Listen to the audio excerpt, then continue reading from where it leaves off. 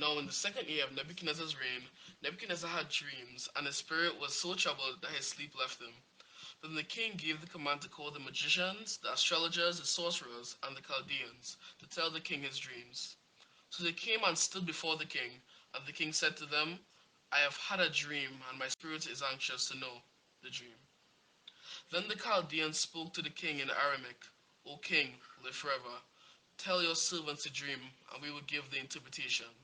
The king answered and said to the Chaldeans, My decision is firm. If you do not make known the dream to me and its interpretation, you shall be cut into pieces, and your houses shall be made an ash heap.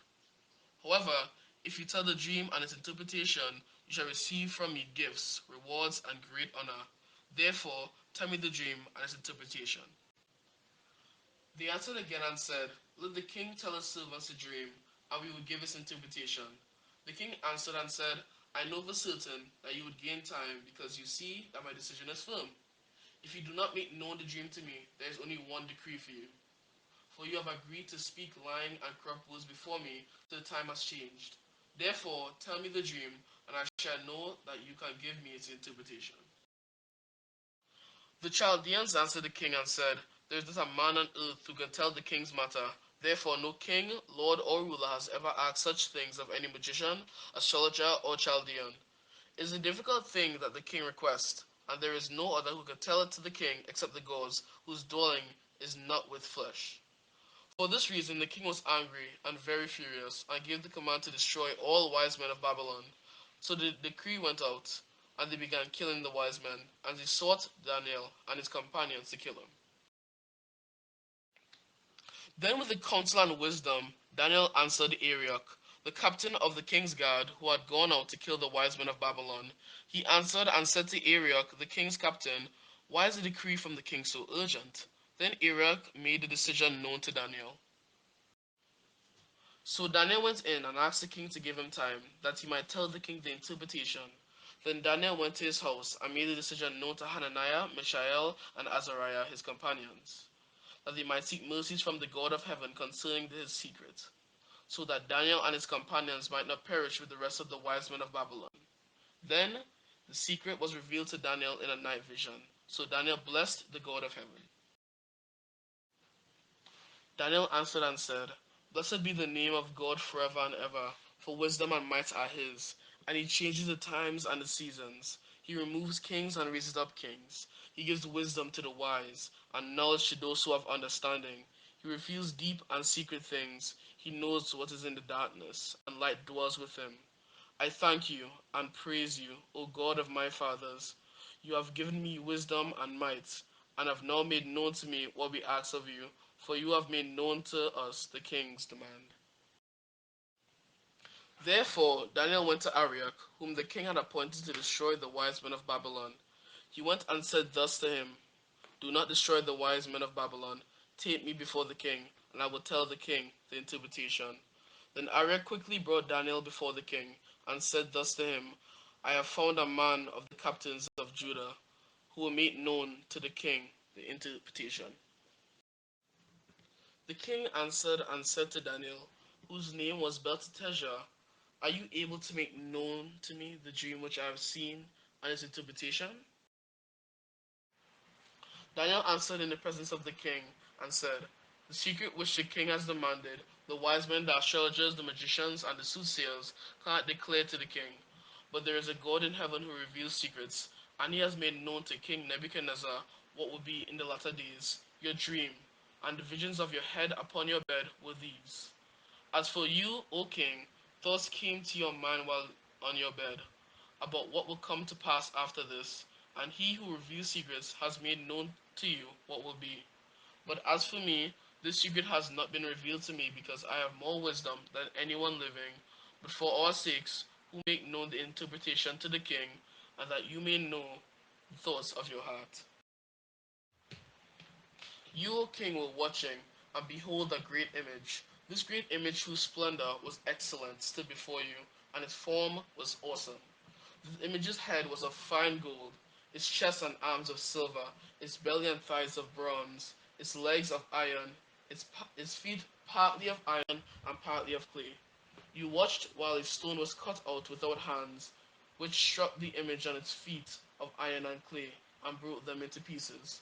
Then the iron, the clay, the bronze, the silver, and the gold were crushed together, and became like chaff from the summer threshing floors. The wind carried them away so that no trace of them was found, and the stone that struck the image became a great mountain, and filled the whole earth. This is the dream. Now we will tell the interpretation of it before the king.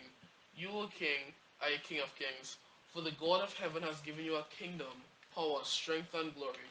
And wherever the children of men dwell, or the beasts of the field, and the birds of heaven, he has given them into your hand, and has made you ruler over them all. You are his head of gold. But then after you shall arise another kingdom inferior to yours, then another, a third kingdom of bronze, which shall rule over all the earth. And the fourth kingdom shall be as strong as iron, inasmuch as iron breaks in pieces and shatters everything. And like iron that crushes, that kingdom will break into pieces and crush all the others. Whereas you saw the feet and toes, partly of potter's clay and partly of iron, the kingdom shall be divided. Yet the strength of the iron shall be in it, just as you saw the iron mixed with ceramic clay. And as the toes of the feet were partly of iron and partly of clay, so the kingdom shall be partly strong and partly fragile.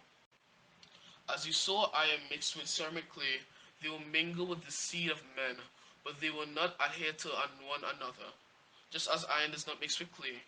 And in the days of these kings, the God of heaven will set up a kingdom which shall never be destroyed, and the kingdom shall not be left to other people. It shall break in pieces and consume all these kingdoms, and it shall stand forever. Inasmuch as you saw that the stone was cut out of the mountain without hands, and that it broke into pieces the iron, the bronze, the clay, the silver, and the gold, the great God has made known to the king what will come to pass after this. The dream is certain, and its interpretation is sure.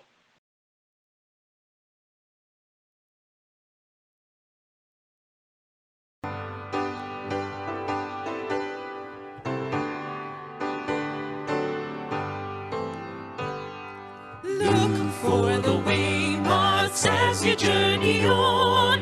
Look for the waymarks passing one by one, down through the ages, past the kingdom's fall. Where are we standing? Look the waymarks soar.